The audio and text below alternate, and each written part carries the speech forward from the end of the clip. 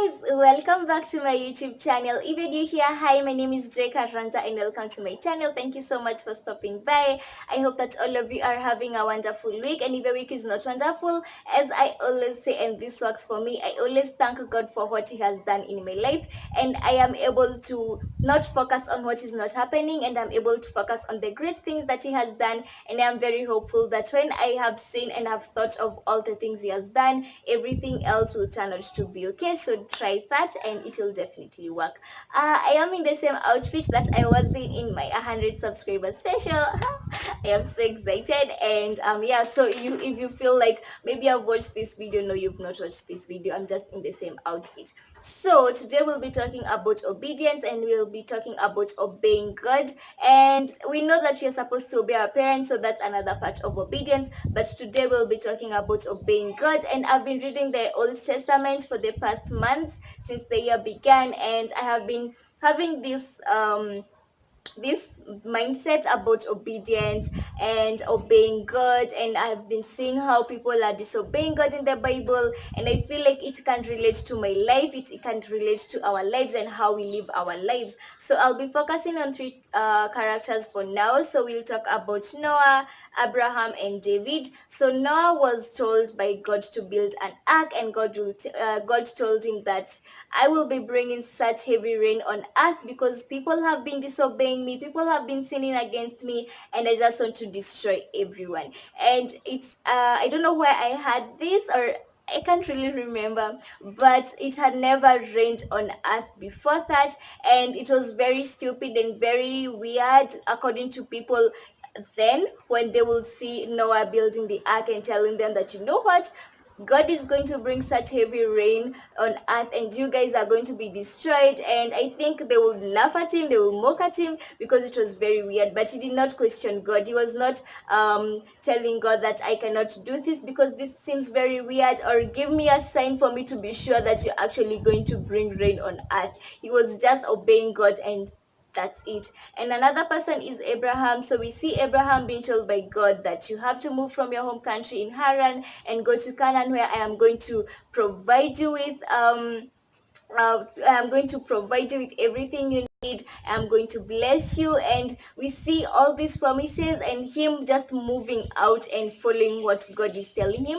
I feel like if I was told right now by God that, you know what, you have to live where you're staying and just move and I will show you where you're going, I will be very, I don't know. I don't know if I would have reacted the same way that Abraham did. And this is something that always motivates me, that I should be like that. And another person is David. So we see David following God's God's command, God's command. And the Bible tells us that David was one man after God's heart, and he always followed his commands, his laws. He was always there worshiping God, praising him, and believing that everything will be okay, and worshiping God and not the idols. And it's amazing to see how David was after God's heart, how he followed his commands. And we see God promising him that he will make him successful, that he will always have someone in his lineage to sit on the throne. We see God promising him so many marvelous things according to 2 Samuel 7. You can go and read it and see all the promises God promises David. And this is from the obedience that he does, and from the obedience that he has for God, and according to how obedient he is. Sorry for the repetition, I'm just trying to make an emphasis. And also Abraham, we get to see God promising him that he will have as many descendants, as many as the sand in the ocean, as many as the stars in the sky. And we see it's very see from these characters that obedience comes with very great promises, and God definitely rewards our obedience. But then after we see the Israelites, I feel like maybe I should talk about the Exodus. So we see the Israelites being taken to Egypt, and they are under slavery for 40 years, and then no, for 400 years, sorry. And then God rescues them, and we see God performing great miracles for them and rescuing them from the Egyptians, and we see them now getting back to their country, that is Canaan.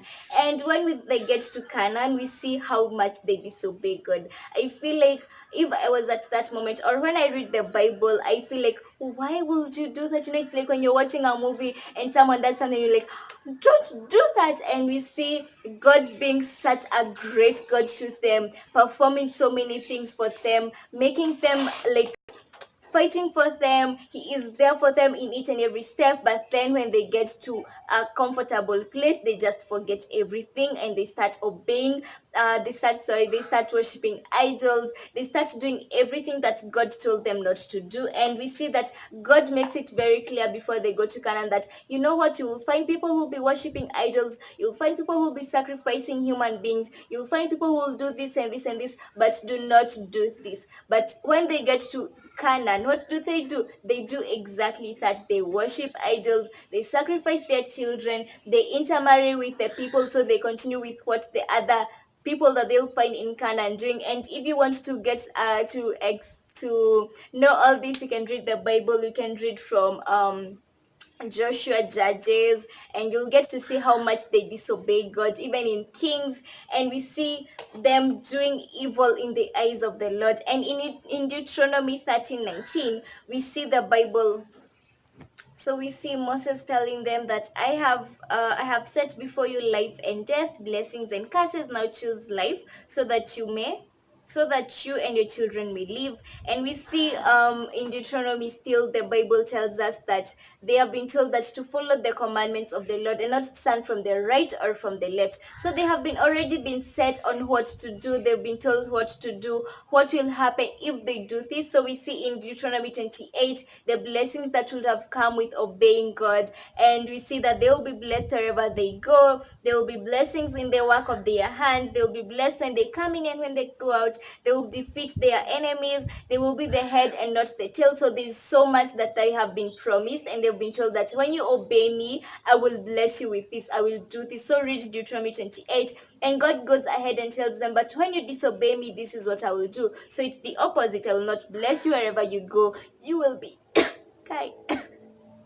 Sorry, you'll be defeated by your enemies. You'll be the tail and not the head. Your children will die. Your livestock will die. So they are curses. And this feels like when you're told something. I feel like when you're told what will happen in the next minute, I feel like you're very cautious and you don't do what you're not supposed to do. But they do exactly what they are not supposed to do. And I feel like we right now are like that. So we know what we are supposed to do. We know we are supposed to obey our parents. We know we are supposed to honor the Sabbath. We know we are supposed to tithe. We know we are supposed to do this and this and this, but we go ahead and disobey God. And I feel like this is something I want to challenge myself.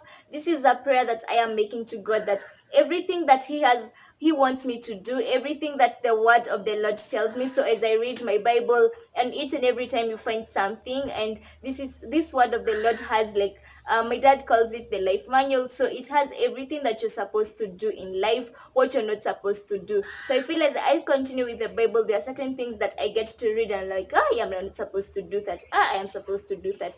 But then maybe at times I don't obey what the Bible tells me. Maybe at times we don't obey what the Bible tells us. And this is what I wanted to talk about today: obeying God, obeying His word, obeying his rules. And they are not very many. They are not complicated. There's a verse in the Bible that says that what the Lord is telling us, or what the word of the Lord tells us, or his commandments or his ways, they are not so high that we'll be like, I cannot reach them, I don't know where they are. They're not so wide that we'll be like, I can't understand them. They are very clear, and they are clear things that God has said for us. But I feel like we feel as if it's too much for us, yet God has done so much for us. And we should not be in a point where we feel like, why should we have to do all this? It's too much. I feel like if Abraham could actually just wake up and just follow what God is saying, I wish I can be like that. Those people who are like, when you're told to jump, you're like, how high should I jump? Yeah, those kind of people. So I found a few reasons why it's very important to obey God, and one of them is that it's because it's better than sacrifice. So this is directly from the Bible. We see Saul being told not to go ahead and kill everyone from the Amalekites, but he doesn't do that, and he's over there sacrificing the animals that he saves. And when Samuel comes along, he says that, you know what, I wanted to sacrifice, and Samuel tells him that it's better to obey God than to sacrifice, because if we give God all our belongings, if we are over there giving God our money, our tithes and all that, but we are not obeying what he has told us, it's nothing. It doesn't make sense. Another thing where it's really important to obey God, it's because God rewards obedience. And this is like in Deuteronomy 28, we see the blessings that come along with obedience. We see that in James chapter 1 verses 25, I think it says that when you do all this, when you do what the word says and not just knowing what the word says, then we will be blessed. And it's very clear that he will reward our obedience. We see Abraham being rewarded, we see David being rewarded, we see so many people in the Bible being rewarded because they were obedient to God. Another thing is because obeying God proves our love. According to 1 John chapter 5 verses 3, it says that when we cannot say that we love God and we do not obey God. So the only way that we'll show our love to him is when we are obeying him. Another thing that is really important, or why it's really important to obey God, is because it demonstrates our faith. This is also in 1 John chapter 2 verses 3 to 4, and I'll just paraphrase this. So it says that you cannot say that you know God but you're not obeying God. So in order for you to show that you know God, and in knowing God, it's having our faith, and it's our faith. In our faith we show that you know God. So you only show that you are there with God, that you are his child, when you obey God. And when you're not obeying God, then you do not know him. The other reason why it's very important to obey God is because disobedience leads to sin. And this is very obvious, because when you're disobeying his word, then you're sinning, obviously. And I feel like when you sin, then you get to not have eternal life, you go to hell. So there's a sequence or a cycle to all this. So why not just obey?